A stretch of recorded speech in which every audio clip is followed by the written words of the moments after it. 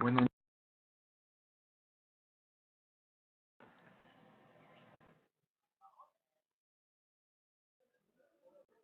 buenas noches. Buenas noches, doctor.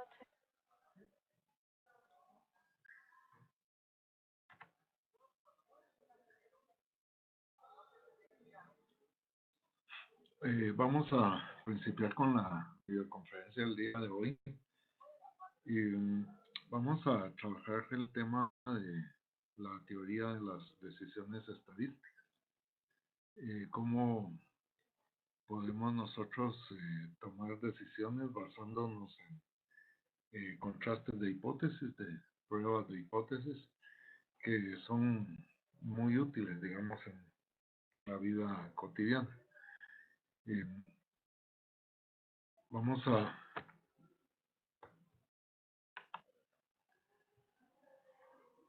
contrastar una hipótesis muy sencilla. Digamos que si yo tengo un grupo de personas, como las que tenemos por acá, y lanzo, digamos, una hipótesis y digo que yo creo que la media de edad de estas personas es de 40 años, pero si vengo y saco una muestra y observo que la media anda en 20 años, obviamente voy a estar rechazando esa hipótesis que me planteé.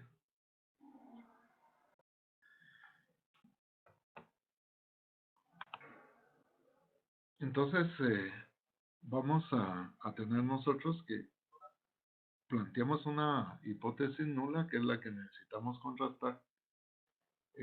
Los datos pueden rechazarla y no debería de ser rechazada si uno no tiene suficiente evidencia o una buena razón para hacerlo.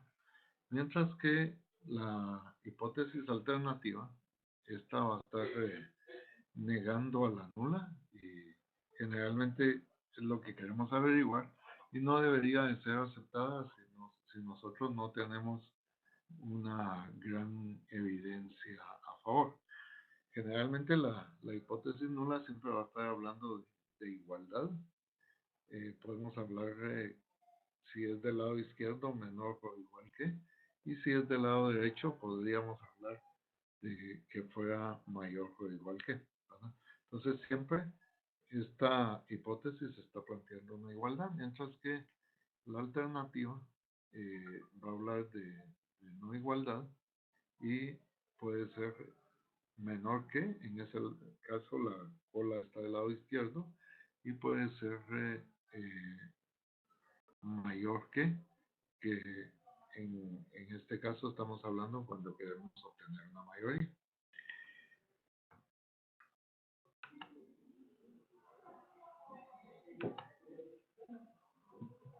Cuando planteamos, digamos, el manejo de una hipótesis, cuando yo les decía que la hipótesis era que las personas tenían 40 años, sin embargo vemos de que en realidad tenía mucho menos de eso, o sea, el promedio eran 20 años, entonces prácticamente en este caso estaríamos aceptando la hipótesis alternativa.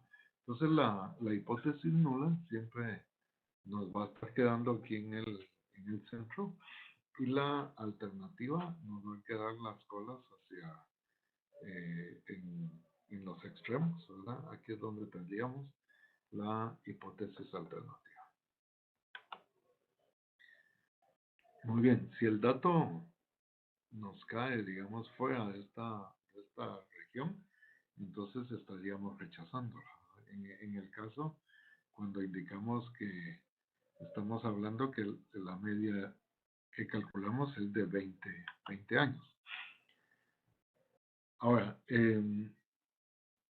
si por el contrario el dato hubiera quedado más cerca de la hipótesis que yo me había planteado y coloco acá, digamos, al sacar una muestra, obtengo que el dato es de 38 años, entonces está bastante cerca y no hay suficiente evidencia para estar rechazando en este caso la hipótesis nula, ¿verdad? Así que tendríamos el área de aceptación acá y por otro lado tenemos el área de rechazo hacia estos lados de acá.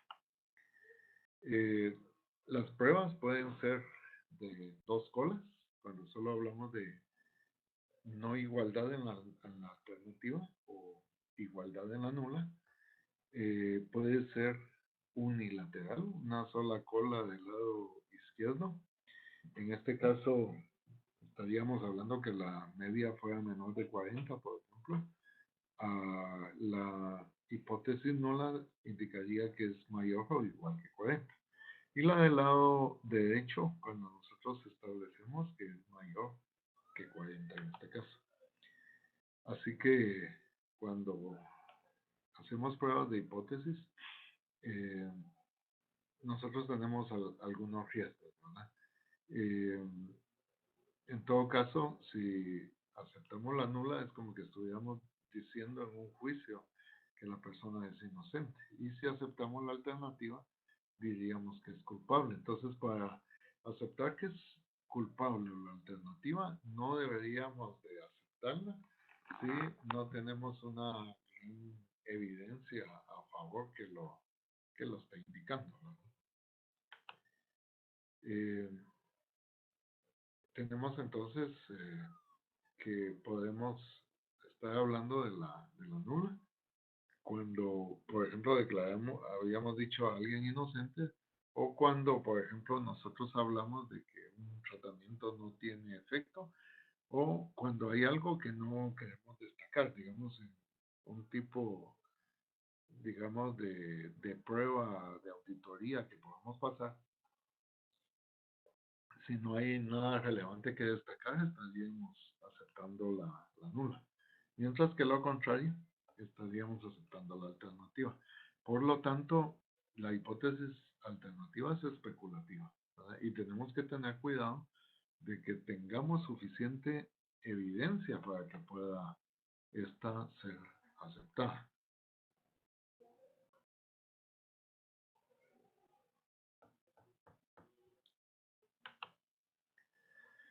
Así que a la hora de contrastar hipótesis, podemos tener dos tipos de errores, ¿verdad? Si el veredicto es que es inocente y en realidad fuera inocente, pues qué bueno, ¿verdad? Ahí estamos en lo correcto. Pero si la persona era inocente y en la realidad, digamos, es culpable, lo declaramos inocente, pues el error que se comete es menos grave que cuando nosotros declaramos culpable a alguien que era inocente, ¿verdad? Entonces ahí sí hay un error muy grande. Eh, si él era culpable y la declaramos culpable, pues no hay ningún problema, ¿verdad? Así que cuando cometemos este error se conoce como un error tipo 1, se identifica con un símbolo de alfa, y en este caso el error se conoce como un tipo 2 y estaríamos hablando de un tipo beta.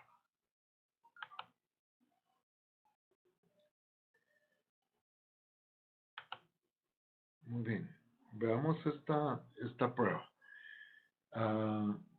Si, por ejemplo, la media de ingresos por salarios en un universo fuera de 500, el error estándar de la distribución en el muestreo fuera 5. Recuérdense que el error estándar, de acuerdo a lo que vimos con el muestreo la semana pasada, es dividir la desviación estándar dentro de la raíz cuadrada del tamaño de la muestra. Entonces aquí ya lo definimos que es 5. Y si queremos un nivel de significancia del 5%, ¿verdad? Entonces con estos datos nosotros podríamos hacer una prueba de dos colas. Podríamos hacerla estableciendo un intervalo de confianza, como en el caso de muestreo. Digamos, podemos establecer 500 más el estadístico Z por el error estándar. Entonces, el error total nos llevaría a 9.8 acá. Y entonces el intervalo de confianza andaría entre 490.20 a 509.80. Así que si al sacar la muestra, pónganle que obtuviéramos un dato que fuera 450, por ejemplo acá, esto está quedando fuera del intervalo y entonces estaríamos, en este caso, aceptando la hipótesis alternativa. Esto les puede ser de mucha utilidad, digamos, cuando ustedes están haciendo cálculos de ventas, lanzándose hipótesis o de costos o en un proceso de auditoría, ¿verdad?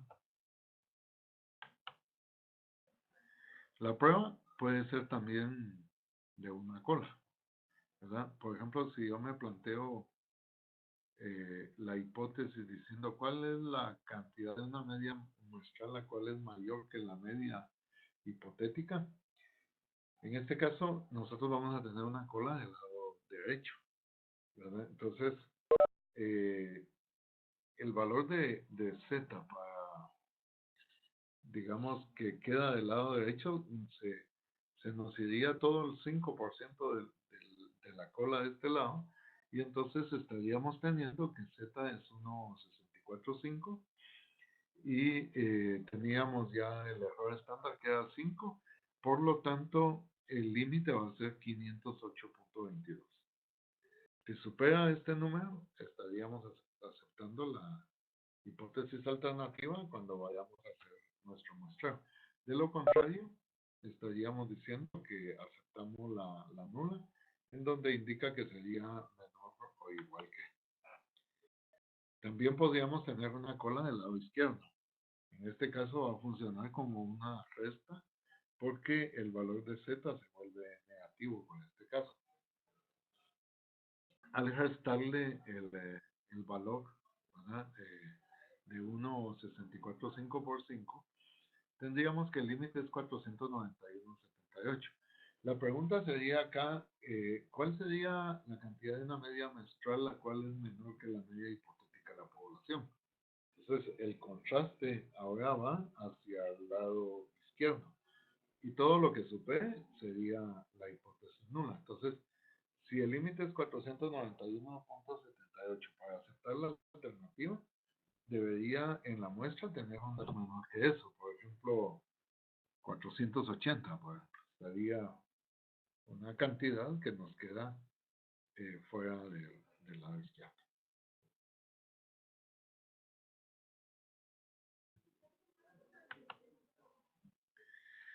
Así que las etapas para hacer una prueba de hipótesis son las siguientes.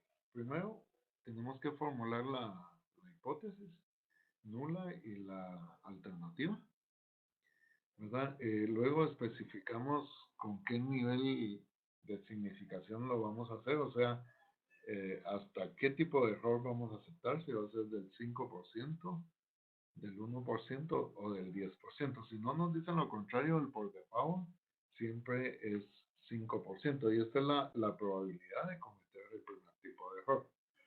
Luego seleccionamos el estadístico de prueba, establecemos los valores críticos y determinamos el valor real de la muestra viendo el estadístico, y al final tomamos la decisión de si rechazamos o aceptaríamos esta hipótesis. Esto también se puede hacer utilizando Z, ¿verdad? El Z crítico para el 5% es 1,96, como lo habíamos visto antes, y podríamos calcular un Z de la prueba tomando la media de la muestra menos la media de la población partido el error estándar de la media, ¿verdad? Por ejemplo, si yo estimo una media de 260, ¿verdad? Y digamos hago una muestra y obtengo un valor de 240, para calcular Z tendríamos la media de la muestra menos la media de la población dividido el error estándar de la media. Entonces aquí nos daría menos 2.79. Obviamente esto nos queda fuera de el valor de Z crítico, que es 1,96, y por lo tanto estaríamos aceptando la hipótesis alternativa en este caso, que nos va a indicar que la media no es igual a 260 por este caso. Ahora, si el tamaño de la muestra fuera menor que 30 y suponemos que la población tiene una distribución normal, ¿verdad? En este caso, nosotros vamos a utilizar un estadístico que es de Student. Lo mismo que habíamos visto en muestreo estadístico, cuando tenemos que es menor de 30 y no conocemos la desviación poblacional, entonces debemos de usar T-Student. El cálculo es muy parecido al de Z, X menos la media partido la desviación, ¿no? Por ejemplo, aquí hay una prueba de, se quiere identificar calificar el aeropuerto de Londres y se quiere saber si, digamos, nosotros tenemos en este caso que el aeropuerto se considera un aeropuerto superior, que sucede cuando tiene una calificación de 7 o más. Si se entrevistan a 12 personas, la muestra es pequeña, entonces ahí utilizamos T, calculamos los resultados que nos dan y estaríamos obteniendo una media para estos datos y una desviación estándar. La media sería 7,75 y la desviación estándar 1,09, ¿verdad? Si suponemos que es normal, entonces nos vamos a T-Student, ¿verdad? Como hablamos de que debe ser de 7 o más, esta es una prueba con una cola del lado derecho, con una significancia de 0.05. Si nosotros vamos a observar en la tabla de T-Student para estos valores, con 11 grados de libertad y un 5%, que en este caso se va todo hacia un solo lado, el valor de T, como lo vemos en la tabla, es de 1.796. Este es el comparador. Al calcular el estadístico de la prueba, aquí tenemos la media de la muestra, la media que esperaríamos, dividido la desviación estándar partido la raíz cuadrada del tamaño de la población. Entonces T, como lo vemos aquí, sería 2.38. ¿Dónde nos estaría cayendo el 2.38 en relación a 1.796? Por supuesto que está cayendo del lado derecho, aceptamos la hipótesis alternativa y por lo tanto vamos a decir que efectivamente sí es superior, ¿verdad? Estas serían prácticamente las pruebas de hipótesis utilizando Z, que es para muestras grandes, y utilizando T-Student para muestras pequeñas. Bueno, vamos a ver si en este nivel hay alguna pregunta, algo que quieran comentar.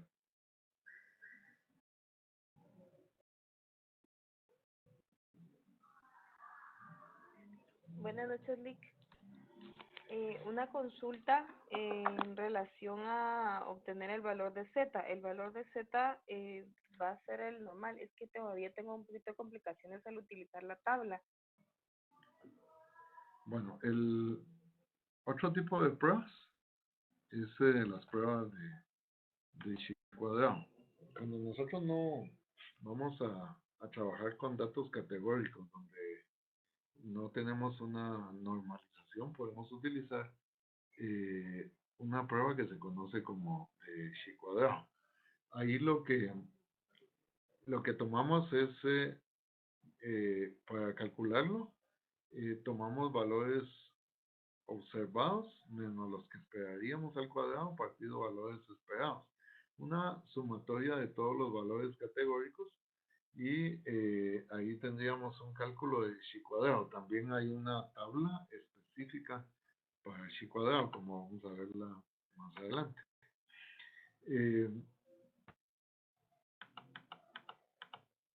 Esta de acá es la tabla de Chi cuadrado.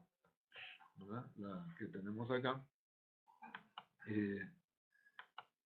Vamos a empezar con una prueba sencilla para tratar de comprender el tema. Por ejemplo, si nosotros lanzamos una moneda al aire 200 veces y al lanzarla observamos que obtenemos 115 caras y obtenemos 85 escudos. Queremos saber si esta moneda, digamos, no tiene algún tipo de arreglo. Esperaríamos que la probabilidad fuera 0.5, ¿verdad? Entonces, si son 200 lanzamientos y tenemos que la probabilidad es 0.5, entonces 200 por 0.5, tendríamos que lo que esperaríamos es que nos caigan 100 caras y 100 escudos. Como nos cayeron 115, sacamos la diferencia, lo elevamos al cuadrado y lo dividimos dentro de los esperados, tanto para las caras como para los escudos. Y al calcular esto, el chi cuadrado va a ser igual a 4.50. Al observarlo en la tabla, los grados de libertad serían 1 y el valor crítico, digamos, para el 5% va a ser 3.84. ¿Dónde lo vemos? Pues aquí en la tabla, ¿verdad? Aquí tendríamos nosotros para 1 y para 0.05 el valor sería 3.84.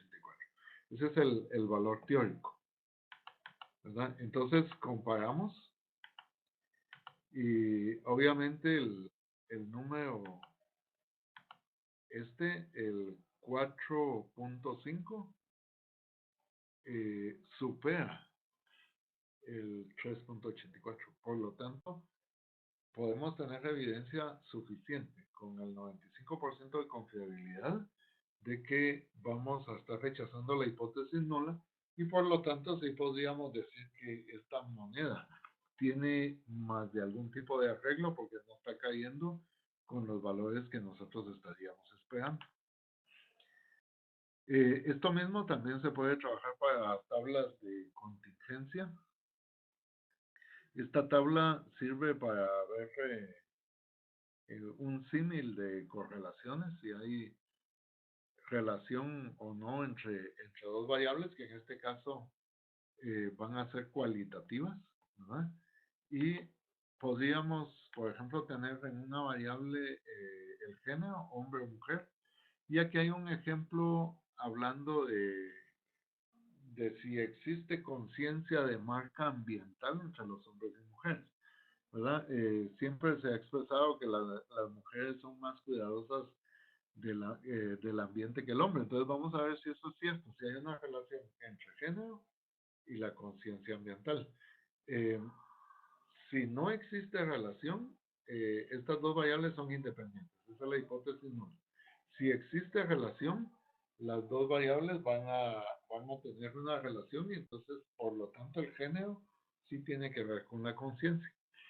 Ahora, ¿cómo hacemos para calcular esto? Primero, obtenemos datos de una encuesta. Aquí se encuestaron 100 personas, se encuestaron 60 hombres, 40 mujeres, 36 indicaron, observamos que sí eran conscientes ambientalmente y 24 no conscientes. En el caso de las mujeres que eran 40, serían 34 conscientes y 6 no conscientes.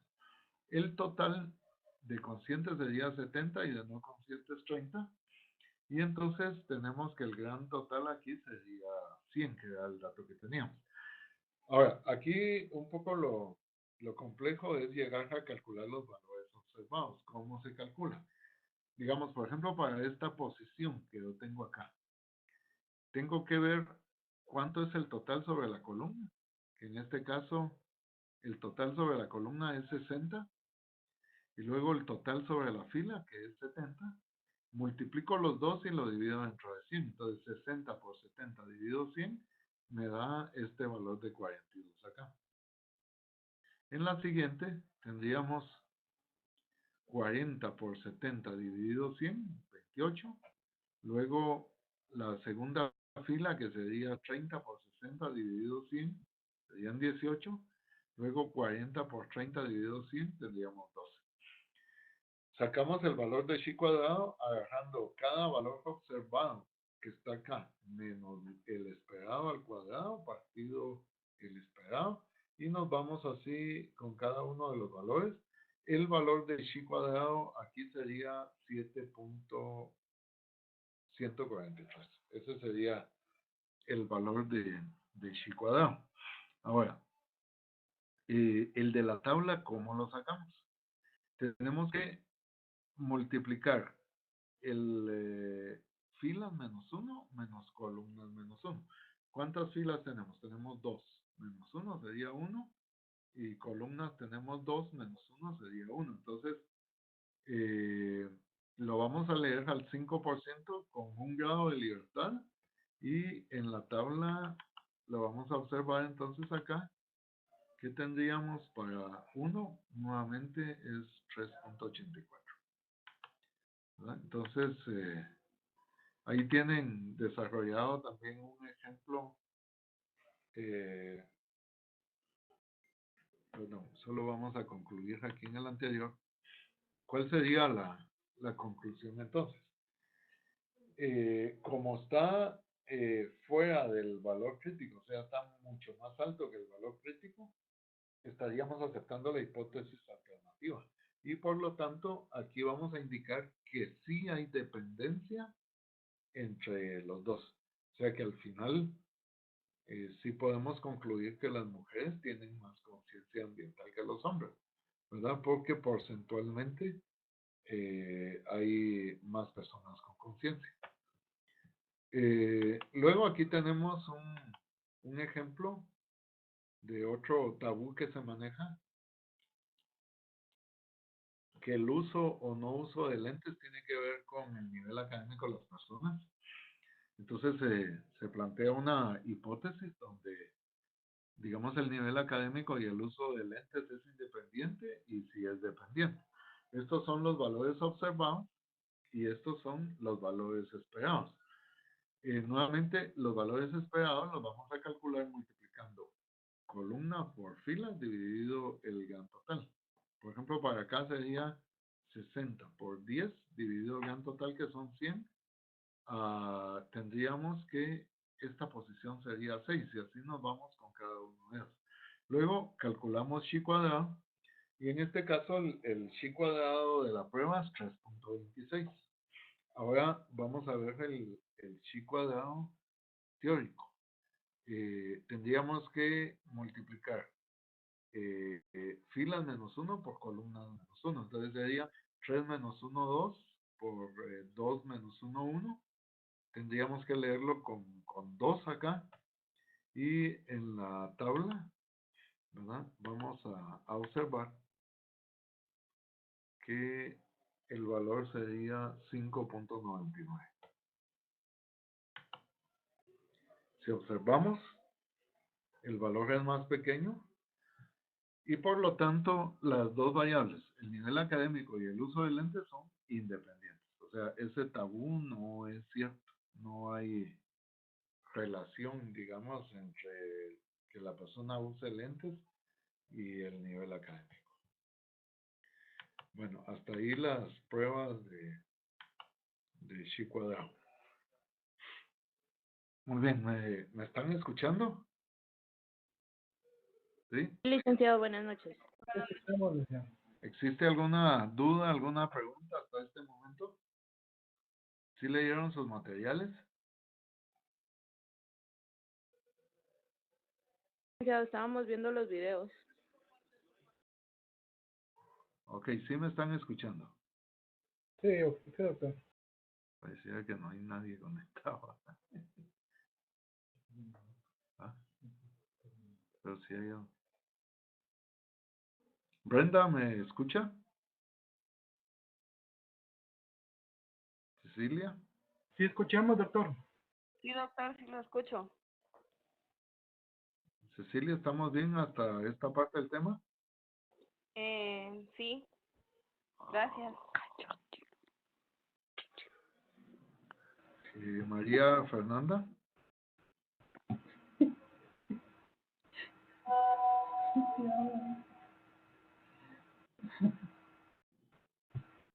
Parecía que no.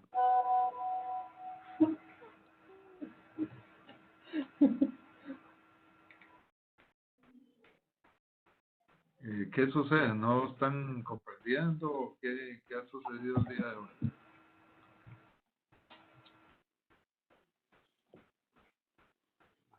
Buenas noches, licenciado. Yo sí estaba viendo los videos que No, usted subió y me di cuenta que el primer ¿no ejemplo... están observando la videoconferencia? Bien, ya la estamos observando, licenciado.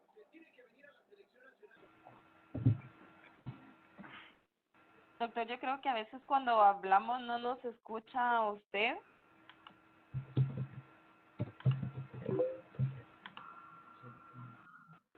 ¿Sí? Adelante. Sí, Brenda, ¿le escucho?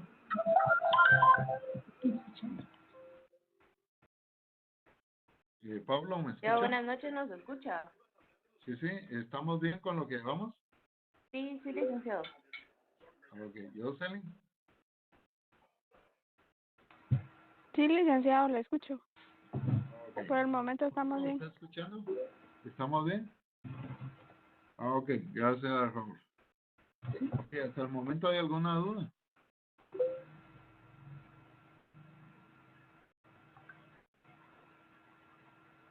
Doctor, una pregunta. ¿Esta tarea se tiene que hacer a mano o puede utilizarse Excel?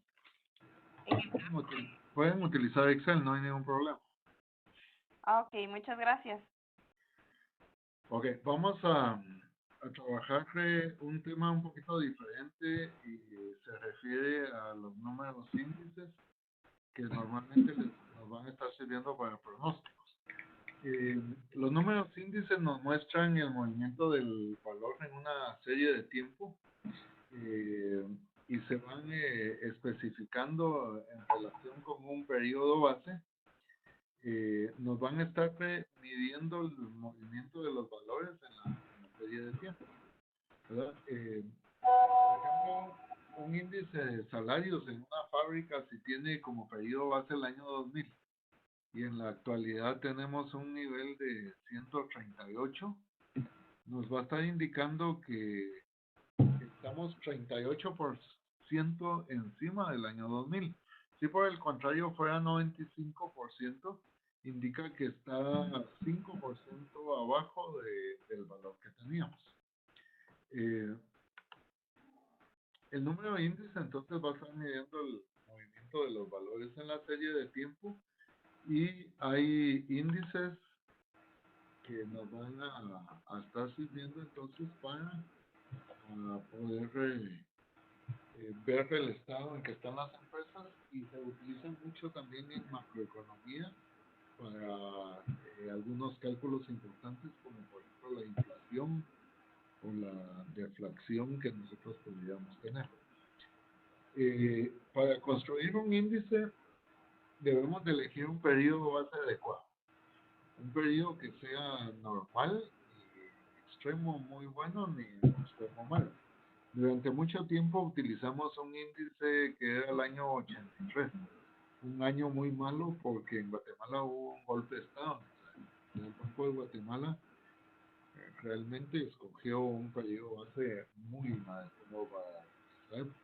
Luego, con un poco de mala suerte, lo trasladaron para el 2000 y en el 2000 estuvo toda la bulla del famoso cambio del milenio, ¿se recuerdan? Y eso provocó muchos problemas económicos también. A mi juicio tampoco ese era un año adecuado. Ahora estamos utilizando el 2010, que a mi parecer es un periodo base mucho más adecuado. Tenemos que podemos calcular el índice, hay tres tipos de índices muy utilizados, el índice de precios, el índice de cantidad y el índice de valor. El cálculo es muy sencillo, es una simple división de cada periodo que queremos considerar dentro del periodo base. Por ejemplo, si una empresa viene y digamos que quiere, digamos, tomar como periodo base, por ejemplo, el 2005, ¿verdad? Cuando, por ejemplo, para ver el índice del precio del petróleo, en ese tiempo era de $95. Si en enero el precio del 2010 cambió a 110, pues lo que hay que hacer es dividir el periodo que estamos viendo dentro del periodo base multiplicado por 100. Entonces este índice va a ser 115, que me estaría indicando que tenemos un 15% más alto.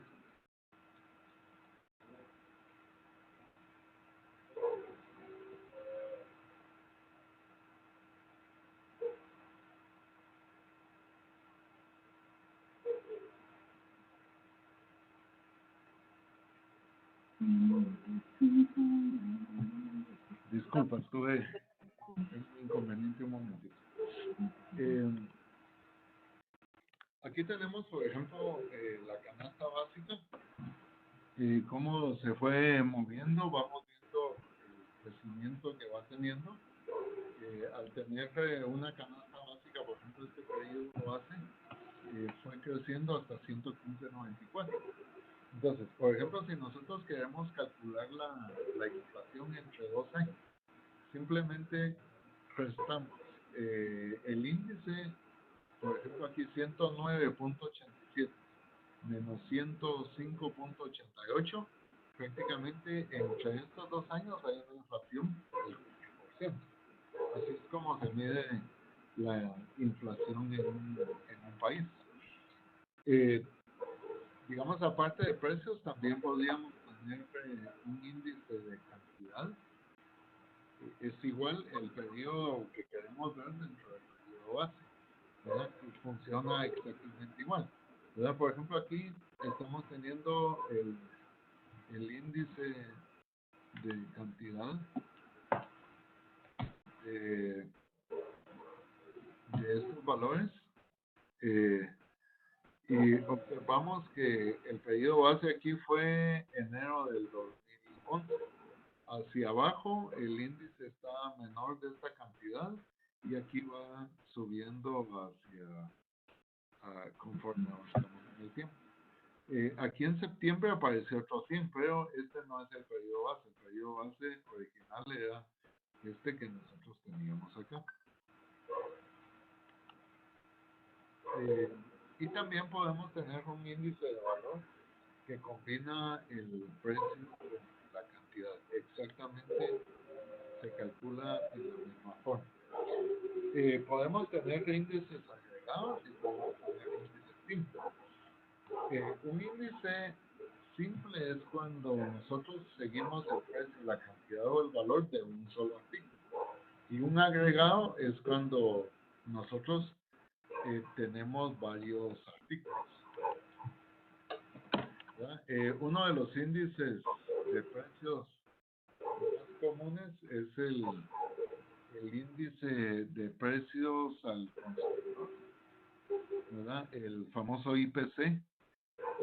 Yo voy a colocarle los links para que lo vean más despacio, como hasta lo tenemos hasta mayo del 2019.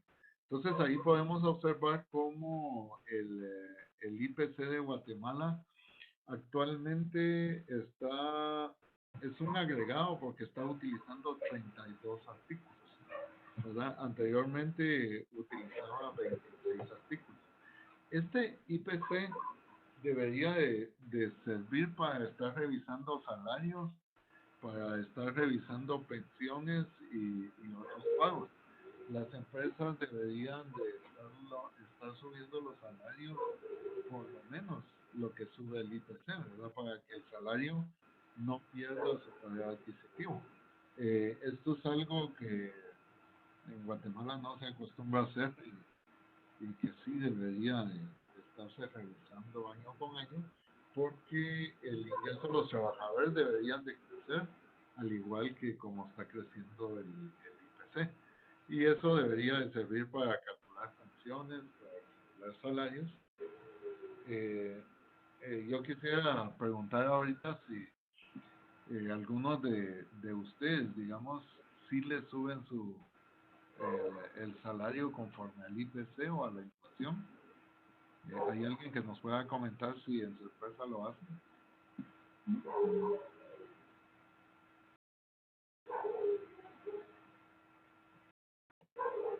Ok, hay algunas empresas en Guatemala que sí lo hacen. Actualmente la canasta básica alimentaria fue modificada porque anteriormente utilizaba artículos un poco inadecuados.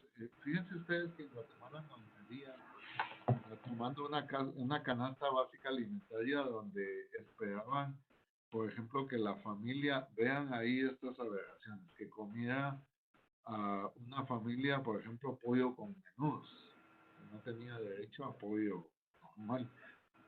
Carne no había derecho tampoco, sino que estaba hueso con carne de res, vean ahí el artículo, ¿verdad? Leche fresca corriente, crema fresca sin envasar. Imagínense cómo nos estaban viendo, pan francés corriente, ¿verdad?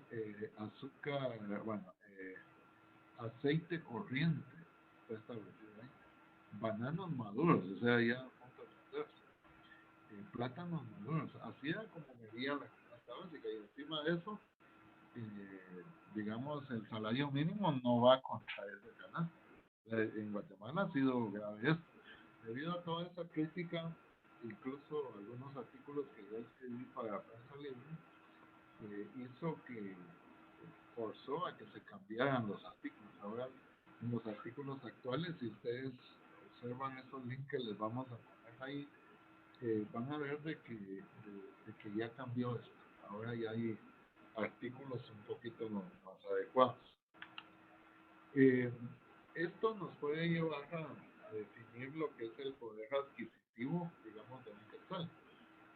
Para poder definir un poder adquisitivo, más o menos lo que está sucediendo en Guatemala, se divide 100 dentro del IPC. Por ejemplo, si el IPC fuera ahorita 137, dividimos 100 dentro de 137 y así es como se calcula el poder adquisitivo. Es decir que un quetzal del 2010 actualmente está valiendo 0.72. O sea, hubo un deterioro del 28% del poder adquisitivo desde el 2010 para acá. Imagínense que si no hay ningún aumento de salario, hay un 25% ahí de pérdida. Luego podemos tener lo que se llama un índice compuesto. En otros países, por supuesto, se publican índices diversos. Por ejemplo, si alguien quiere venir y, por ejemplo, tiene un negocio de muebles y el 80% del negocio se basa en ventas al menudeo y el 20% está dedicado al mayoreo, vamos a tener que, podemos calcular un índice ponderado. Si el del menudeo es 139.30, lo multiplicamos por el 80% de ese negocio, de lo que significaría el mayoreo dentro del negocio, y el otro índice que es del mayoreo sería 167.3 contra el 20% que está. Entonces el índice compuesto va a ser 144.9. Ahora, constantemente hay que estar cambiando, digamos, con el tiempo, las series de tiempo. Vamos a cambiar a periodos bases más recientes. Eso se acostumbra a hacer. Digamos, por ejemplo, cuando pasaron del 2000 al 2010, el procedimiento que se hace es calcular el nuevo índice, ¿verdad? Dividiendo los índices dentro del índice que se eligió como periodo base. Vean acá, por ejemplo, si queremos escoger un nuevo periodo base, enero, digamos, del 2012, ¿verdad? si ese fuera el número periodo base, entonces el índice nuevo sería dividir este dentro de esto mismo, que da 100. Y cada índice antiguo se va dividiendo dentro de este periodo base y eso nos va conformando el índice nuevo. Entonces, para transportar el índice antiguo a un nuevo, lo que vamos haciendo es que cada índice se divide dentro del nuevo periodo que se eligió como base y ahí tendríamos construido un índice nuevo. En muchas ocasiones también conviene deflacionar las series de tiempo. Muchas veces uno cree que creció, pero lo que hubo fue un aumento de la inflación y la empresa realmente no está creciendo, ¿verdad? Entonces, para poder comparar valores, vale compararlos con valores deflacionados. El PIB, por ejemplo, es un valor comparado deflacionado, porque si no, no tiene sentido, ¿verdad? Si crece la inflación y el PIB está creciendo a ese nivel, no tiene sentido. ¿Cómo se deflaciona? Para deflacionar, lo que se hace es que se toma el valor y se divide dentro del índice expresado en decimales. Es decir, corriéndole 2 puntos decimales hacia acá y entonces ahí tendríamos deflacionado el valor. Por ejemplo, 35.758 de un periodo X deflacionado hacia el periodo base va a ser 14.661. Es decir que es irreal pensar de que yo estoy vendiendo mucho cuando en realidad al quitarle la inflación eso queda con un valor más bajo. Las comparaciones entonces que se deben de hacer en las empresas deberían de ser con valores de inflación. Muy bien, esto sería en cuanto a series de tiempo.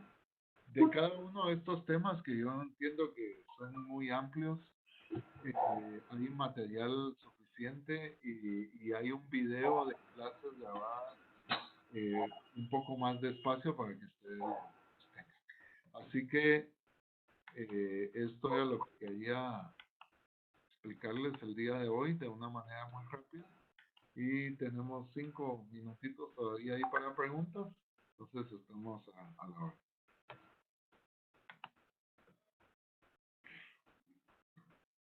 ¿Tienen alguna duda, alguna pregunta? Doctor, disculpe. Sí. Tal vez a mí me está costando un poco cómo utilizar la tabla de los valores de Z para Ajá. hacer los ejercicios. Todavía no logro como entender o podría calcularlo de otra manera. No sé si me puede explicar cómo utilizar la tabla. Sí, mire, la forma más práctica es la siguiente. Si usted quiere calcular, por ejemplo,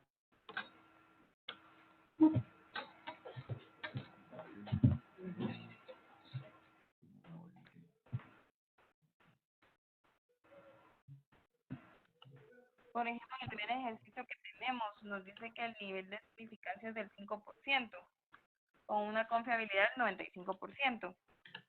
sí, mire, le voy a comentar ahorita. Un segundito. Vamos a tratar de verlo.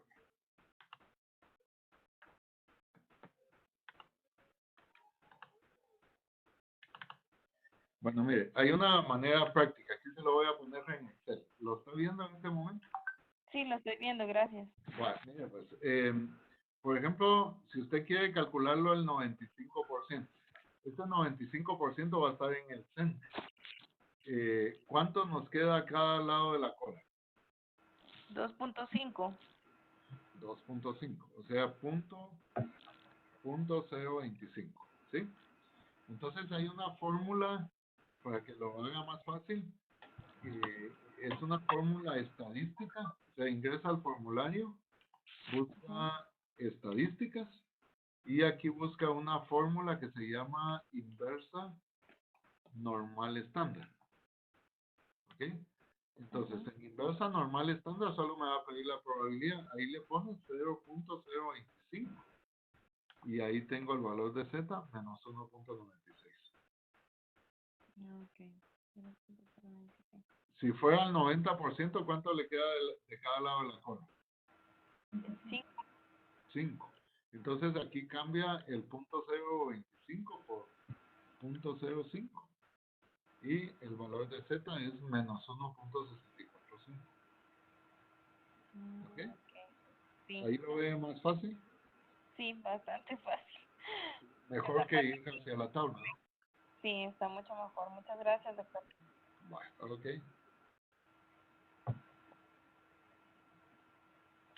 Bueno, entonces con esto terminamos nuestra videoconferencia el día de hoy. Muchas gracias por su participación y nos vemos la próxima semana nuevamente a las 9 de la noche. Feliz noche, licenciado. Gracias. Ok, buenas noches. Buenas noches, doctor. Buenas noches.